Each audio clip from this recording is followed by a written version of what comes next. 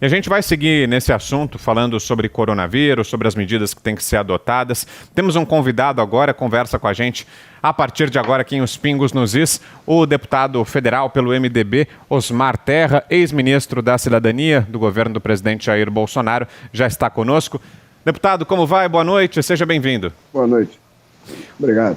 Muito obrigado pelo convite. A gente que agradece o senhor por estar aqui e queria começar a nossa conversa, deputado, falando sobre o atual ministro da Saúde, Nelson Teich. A gente falava dele um pouco mais cedo, o presidente Jair Bolsonaro fez alguns comentários também e queria saber da percepção do senhor. Qual a avaliação do senhor até aqui do trabalho do Nelson Teich, ministro da Saúde?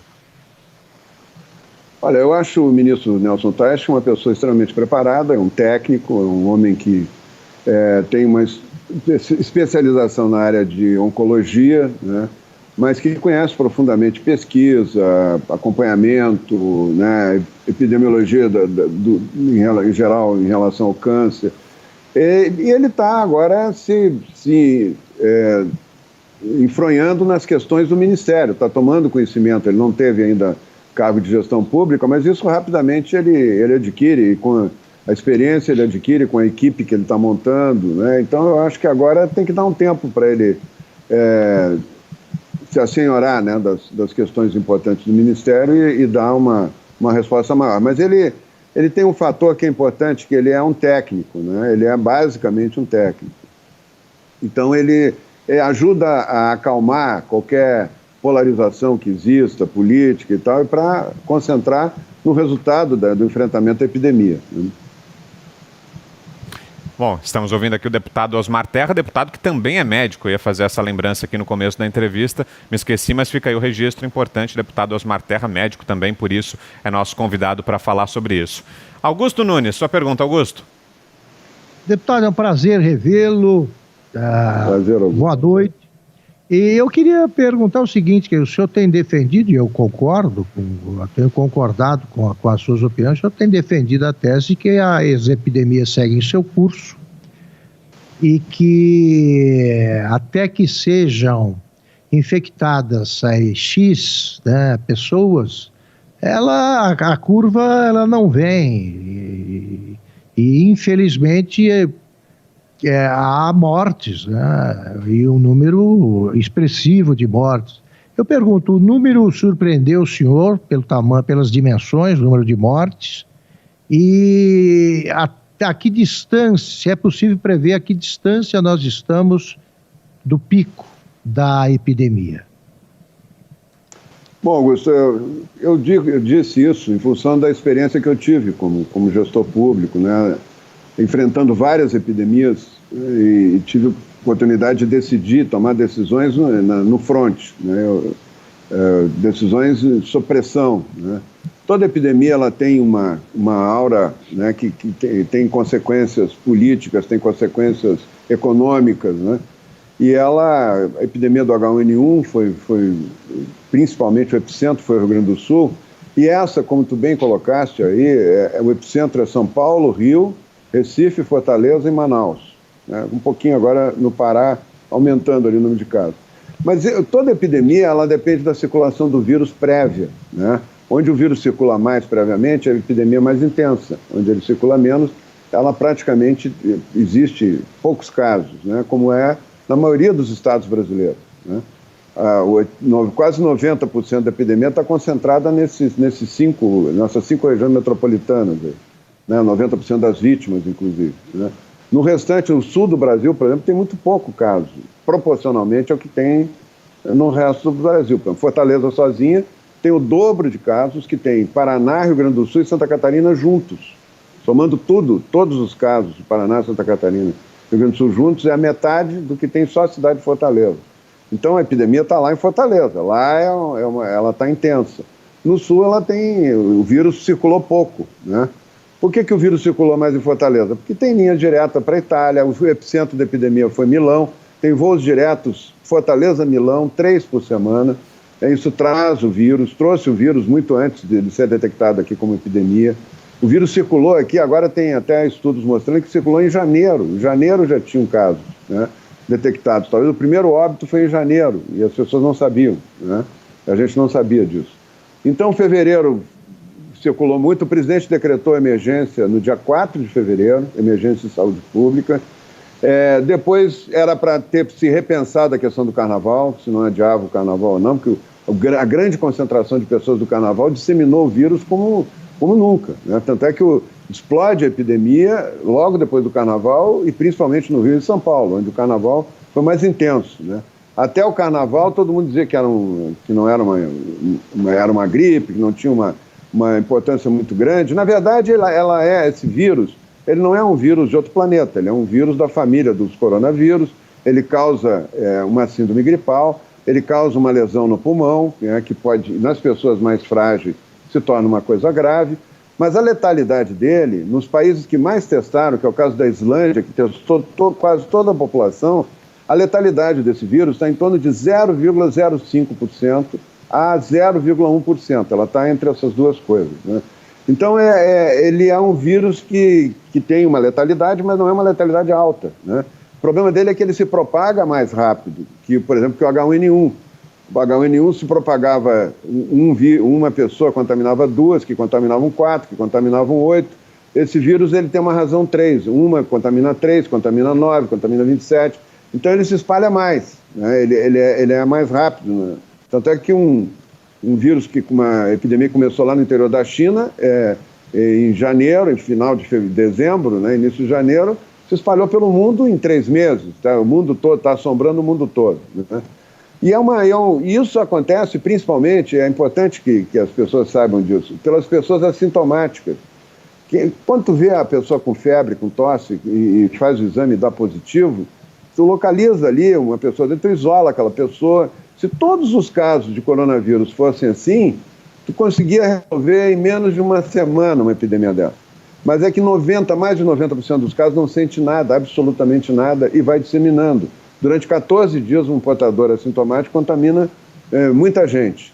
E eles vão viajando. Eles vieram para o Brasil, né? Vieram chineses, italianos, né? Alguns brasileiros foram para lá e voltaram, mas principalmente o comércio da Zona Franca de Manaus, que tem muita gente que vem da China e da Itália para fazer negócio. Os voos diretos de Fortaleza. Os voos diretos de Recife para Madrid. Madrid foi um grande centro também, um grande foco da epidemia na Europa, muito antes do nosso. E depois São Paulo e Rio, com o carnaval, com o turismo, com o comércio, isso aí é aí que o vírus circulou. Ele circulou muito, e esse conceito de circulação do vírus é importante, porque o vírus não foi muito para o sul, não foi muito para o centro-oeste. Como tu bem colocaste, tem 4 mil municípios no Brasil que não tem nenhum caso de coronavírus. E estão com o comércio fechado, estão com quarentena, estão quebrando a economia, liquidando com o futuro desses municípios, inclusive, em função de uma epidemia que talvez é bem provável que não chegue lá. Ela não vai ficar se espalhando até atingir todos os municípios, atingir toda a população, não. Ela ocorre em pontos determinados. Toda epidemia ocorre em pontos determinados. Quando ela esgota os portadores, os suscetíveis, as pessoas que não têm anticorpos, ela esgota, 70% das pessoas passam a ter anticorpos naquele lugar, ela termina ela sozinha, ela desaparece. Nós estamos no pico. Quer a minha opinião, Augusto? Nós já devemos até ter passado do pico. É porque o número que tu está vendo aí, o número de casos e o número de óbitos, que está tendo mais testes agora para fazer o diagnóstico. Então, tem muita gente que estava aguardando, tem tecido de pessoas que infelizmente faleceram, né? A vida não tem preço e é uma tragédia cada morte, mas é assim que acontece nas epidemias, né? Tem uma média de 1.800 pessoas que ainda não tiveram o diagnóstico fechado, que já faleceram, né? E aí desse número que sai esse aumento, não é todo dia, isso aconteceu há 3, 4, 5 dias atrás, né? Então vão somando e de repente aparece tudo num dia só, por isso que aparece um número mais expressivo. Não morreram 800 pessoas num dia no Brasil, né? Deve ter morrido 400 e aí tem mais 100 que morreram antes de ontem, depois... É assim que se faz essa contabilidade, isso não é um processo contínuo, né? Mas nós vamos ver se houve uma redução ou não pela quantidade de pessoas que internam por dia, porque isso não depende da existência de testes, né? A quantidade de pessoas que internam por dia com síndrome respiratória aguda grave e que na internação faz o diagnóstico de coronavírus, né? Essa curva essa curva está caindo. Nós temos uma curva, vê a curva para mim aí, por favor.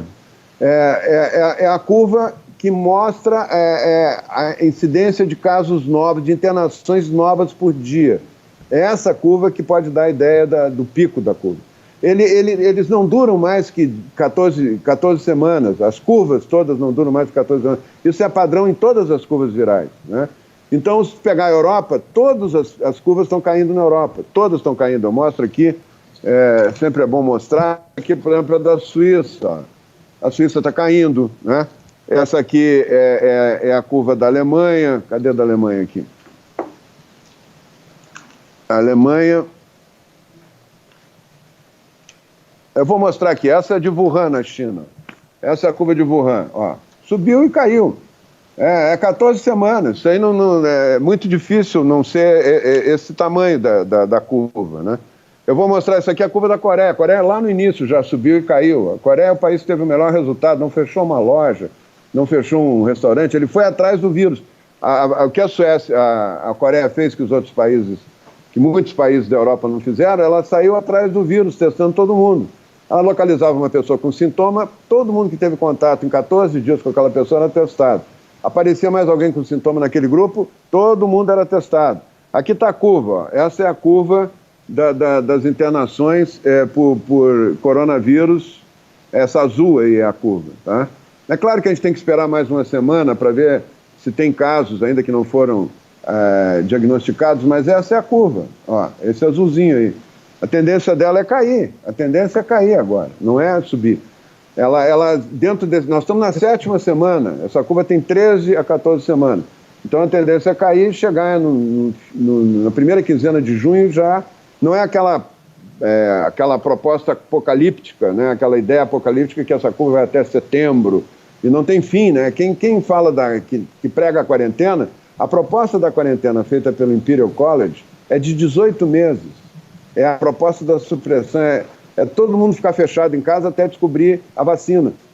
Essa é a proposta. Eles fizeram uma previsão apocalíptica, que você teve 40 milhões de mortos no mundo, o Brasil ia ter 1 milhão dos 150 mil mortos, e que era importante as pessoas ficarem todas fechadas em casa e até terminar, até descobrir a vacina.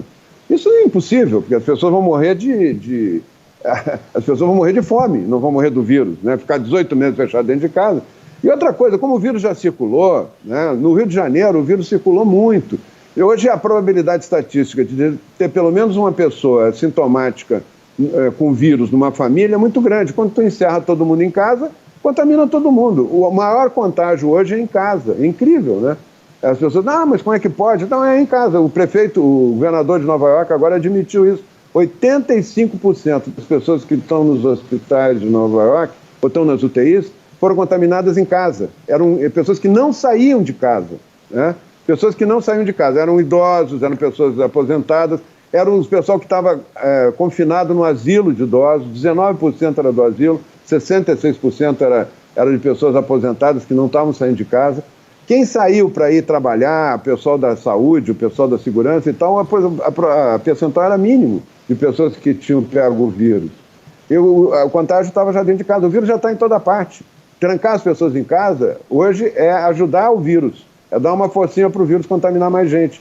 Todos os contágios são por grupos familiares, é interessante isso. Não é um contágio homogêneo, a cada quarteirão tem 2 casos, 3 casos, e vai indo, não.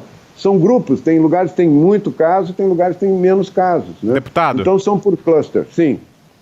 Deixa eu só passar para o Zé Maria fazer uma pergunta também. José Maria Trindade, você, Zé. Pois não. Pois é, eu já conversei muito com o deputado Osmar Terra, quando eu era ministro e tal, bem no início do processo.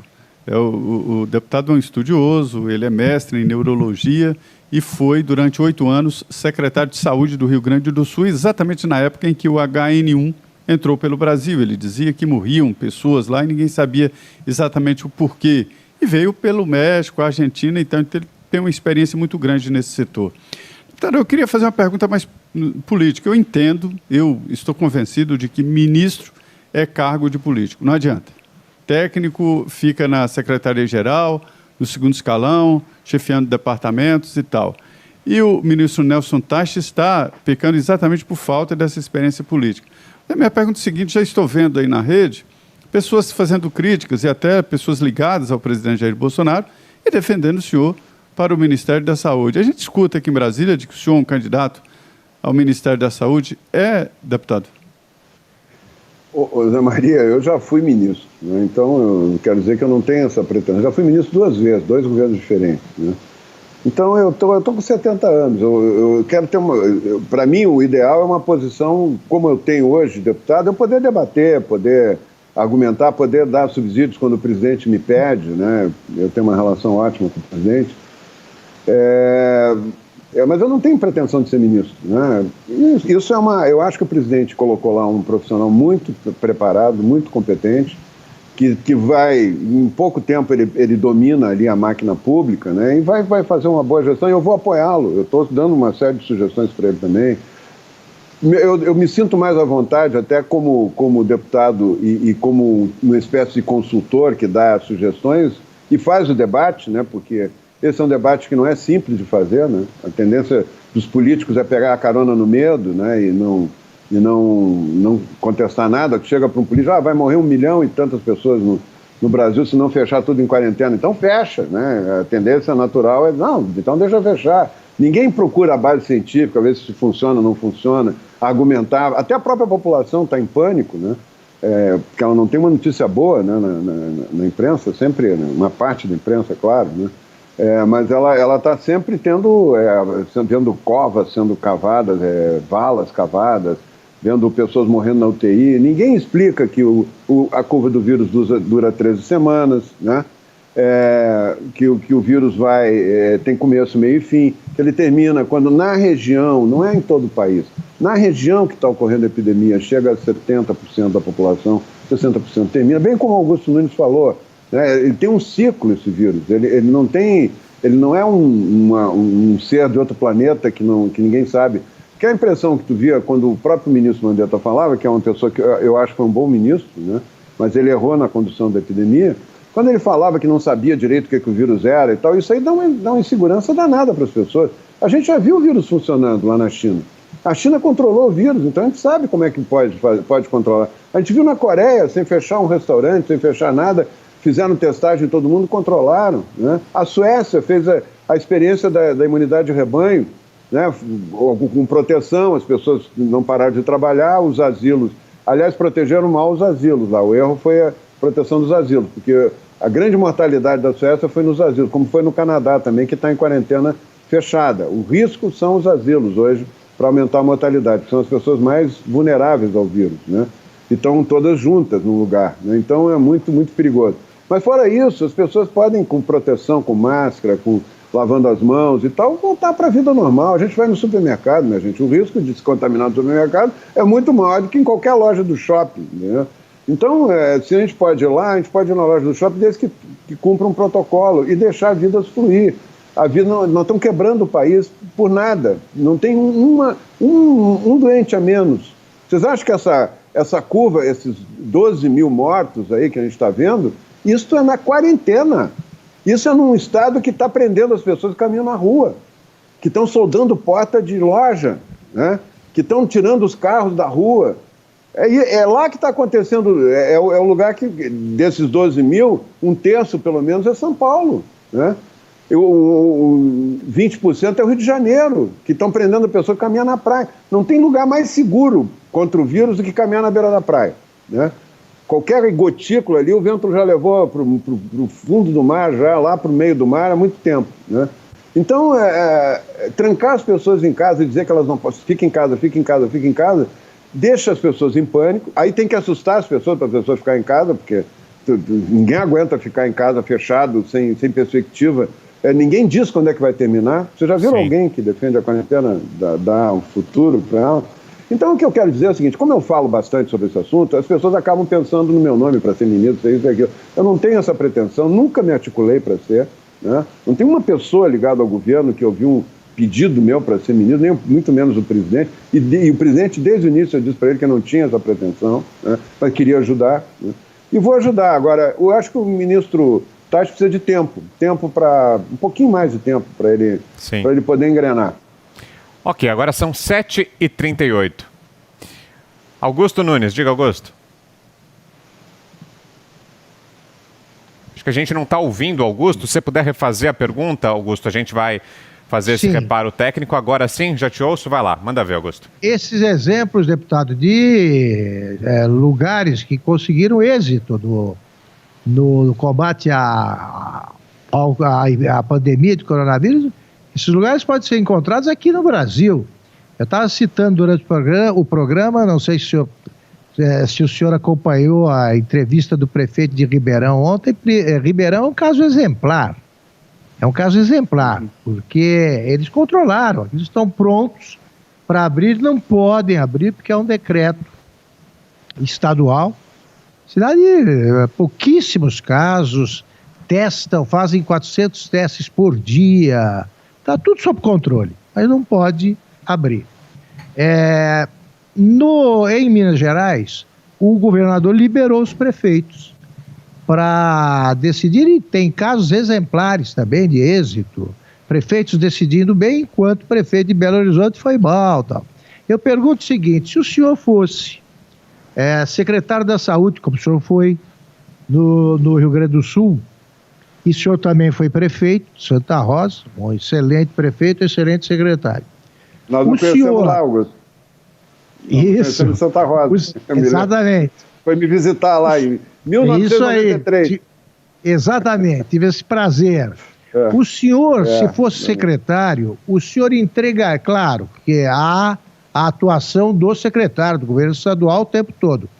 Mas o senhor não entregaria mais poderes aos prefeitos para decidir, porque não é o prefeito que conhece o município?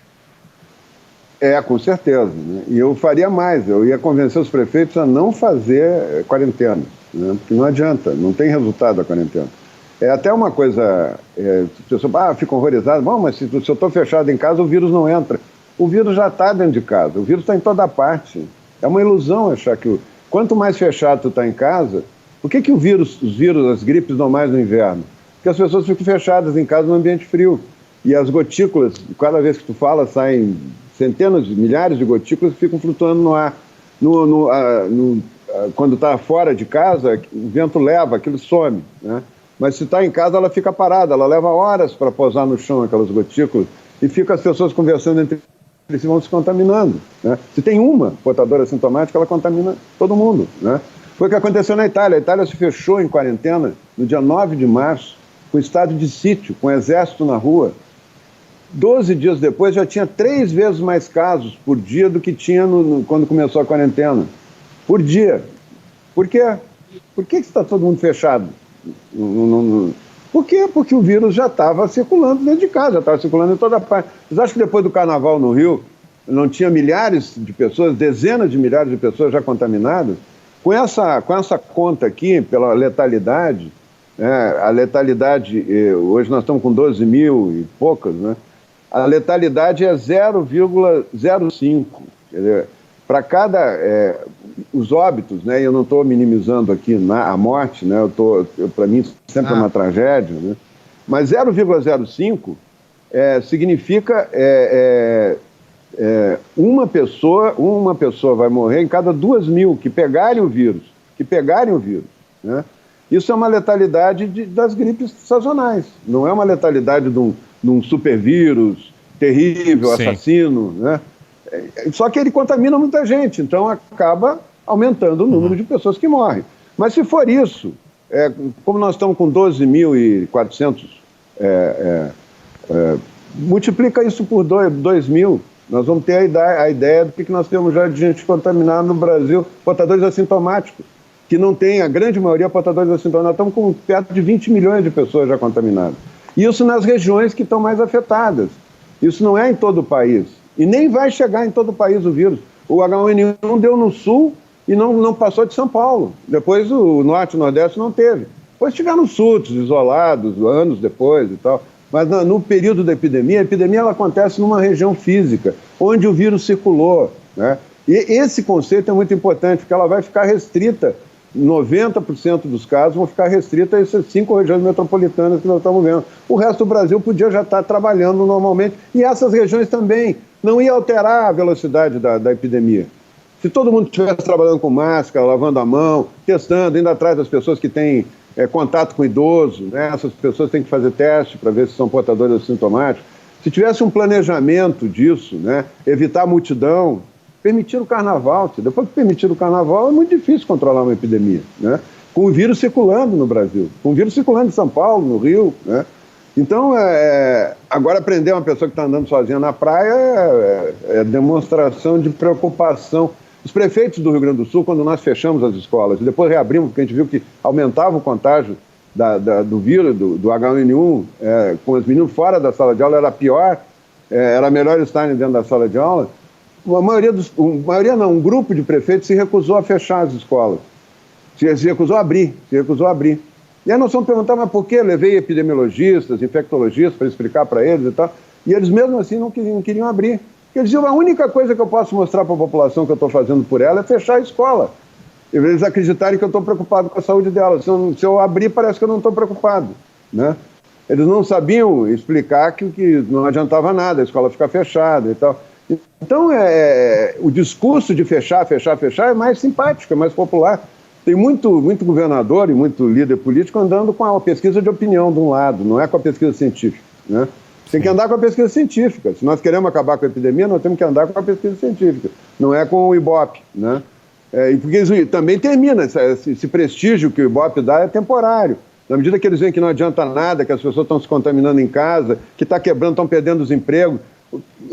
Quem está passando bem nessa quarentena é rico, é a classe média alta. Os pobres estão passando muito mal, estão sofrendo muito, estão perdendo emprego, estão perdendo trabalho. Os diaristas, as pessoas que trabalham de manhã para comer de tarde, elas estão muito mal. Ainda bem que tem uma mesada de R$600 aí que foi o presidente negociou com o Congresso e está dando para as pessoas. Mas quanto tempo dura isso se as empresas estão parando, não tem arrecadação?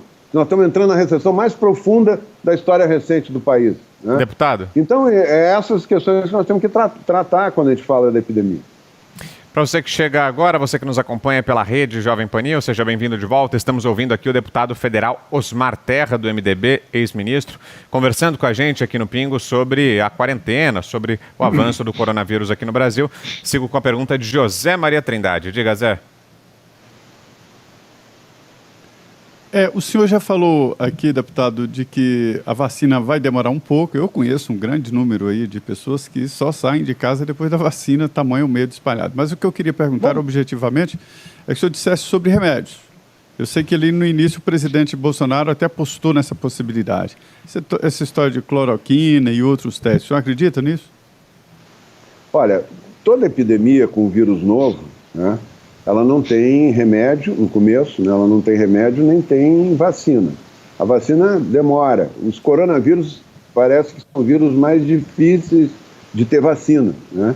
Já tentaram fazer para a SARS, que foi uma epidemia que deu lá na Ásia, e não conseguiram até hoje. Então, acho que não pode contar muito com a vacina. Os influenza são mais fáceis. A família dos influenza, que foi o H1N1, o H1N1 da gripe espanhola, né? Esse se consegue fazer mais fácil.